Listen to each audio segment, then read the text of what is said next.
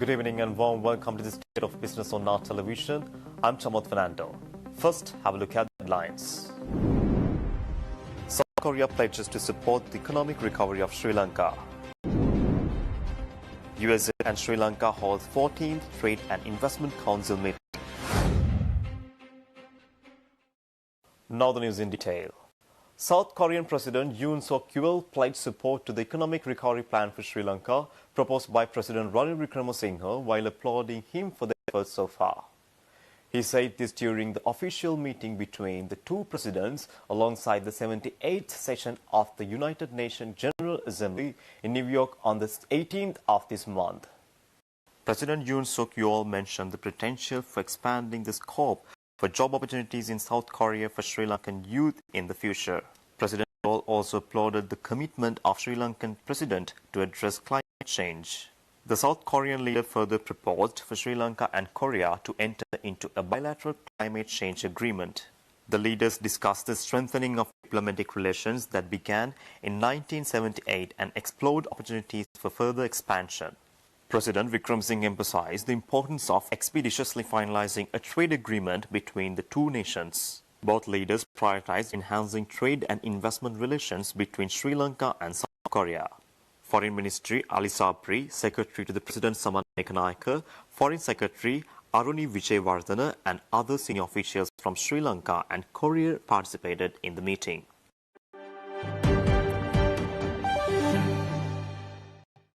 The United States and Sri Lanka marked the 14th Trade and Investment Framework Agreement Council meeting, solidifying their commitment to enhancing trade and investment relations.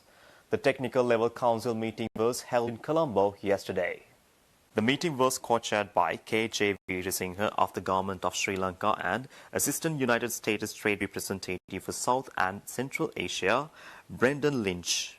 U.S. Ambassador to Sri Lanka, Julie Chung, and Chandani Vijayawardena, Acting Secretary to the President, were also present during the meeting. Both delegations addressed policies impacting the investment climate, recent labor reforms, intellectual property protection and enforcement, customs and trade facilitations. They further discussed the technical barriers to trade and market access for apparel, gem and jewelry and agriculture products. The discussions also extended towards technical assistance in digitalization and research commercialization. The Biden-Harris administration's commitment to workers' rights was highlighted, and Sri Lanka outlined its ongoing labor law reform efforts. Both nations discussed the reduction of agricultural trade barriers to enhance food security in Sri Lanka. The meeting concluded with both governments committing to making sustained progress on trade issues, looking ahead with the next TIFA Council meeting scheduled for 2024.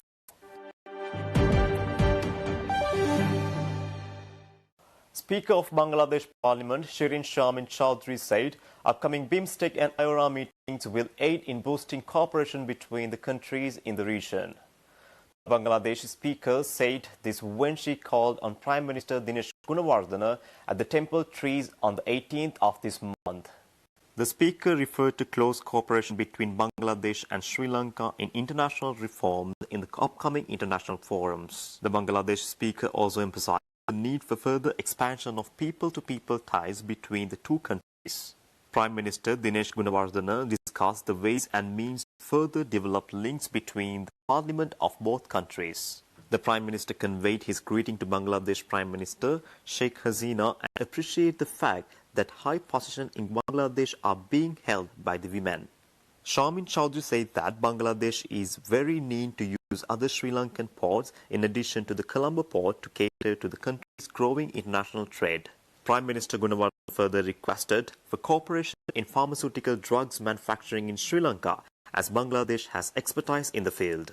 They also discussed the proposed climate university, energy cooperation in South Asia, and potential for investments in information technology, education and tourism.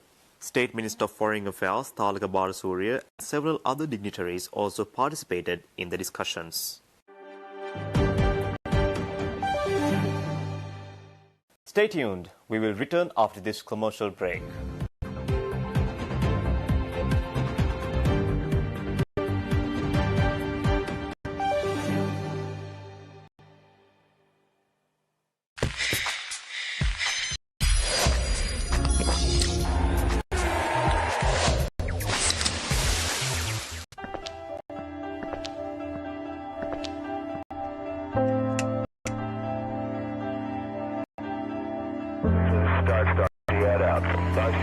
AWS Aviation.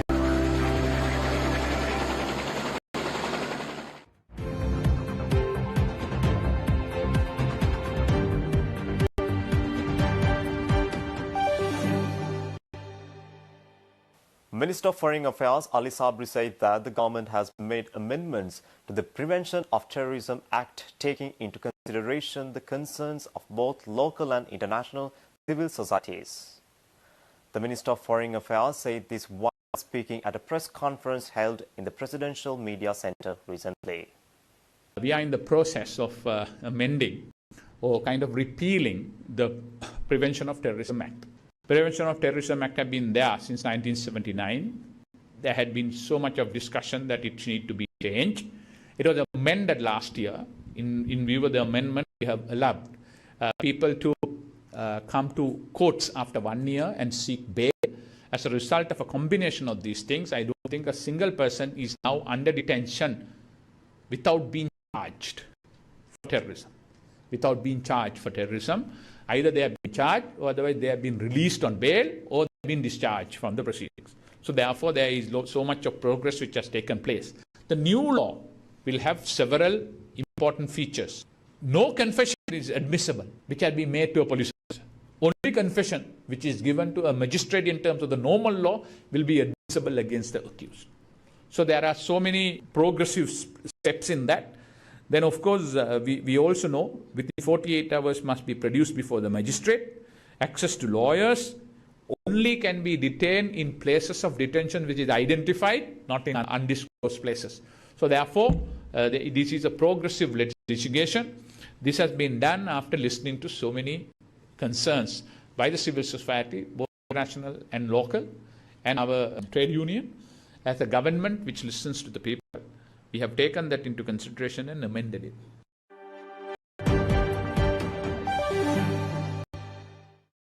The Industrial Development Fund, administered under the purview of the Ministry of Industry, joined forces with the Regional Development Bank to extend loans to 25 business owners. The distribution of award letters took place at the Ministry of Industry, orchestrated under the guidance of Industry Minister Dr. Ramesh Pathirana yesterday.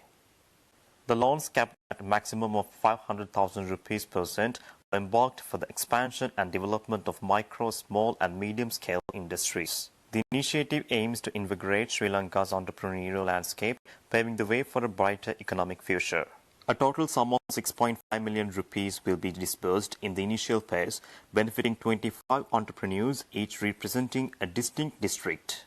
The recipients will operate under a favorable 3-year payment period, subject to an annual interest rate of 6%. Dr. Pathirana, speaking at the event, shed light on the bureaucratic challenges faced by industrialists in conventional banking channels, leading many to seek loans through informal means. The minister also extended his gratitude to the IDB for their relentless effort in elevating Sri Lanka's macro, small and medium-scale industries.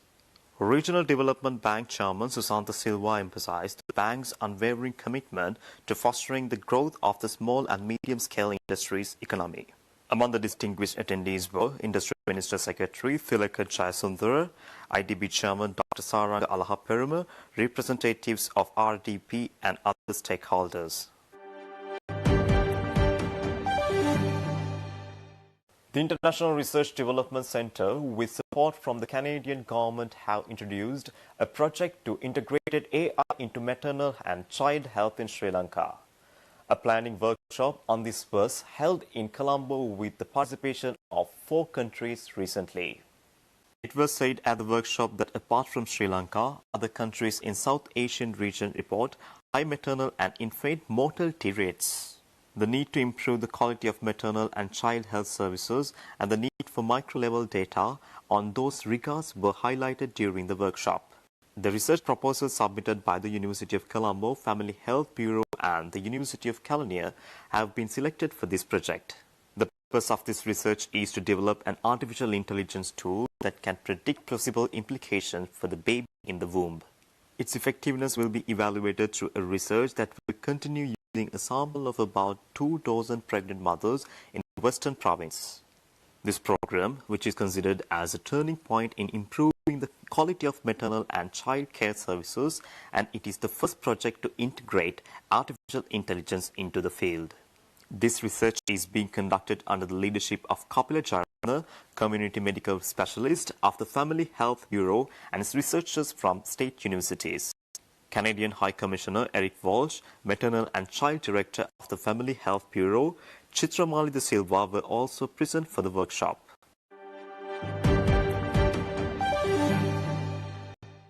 Stay tuned for the stock update.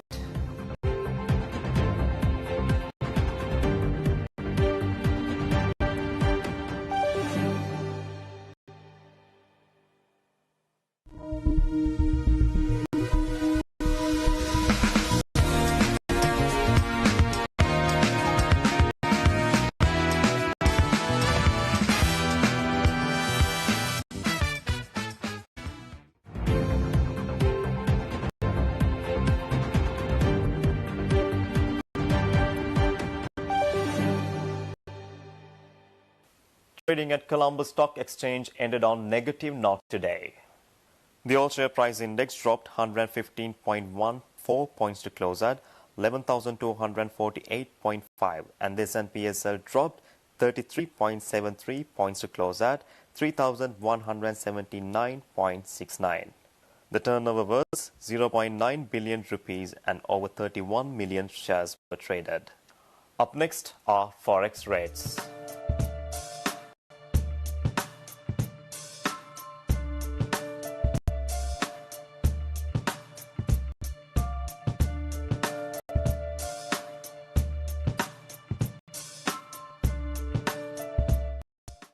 That's all our news for today. For this and more, subscribe our channel on YouTube, follow us on Facebook.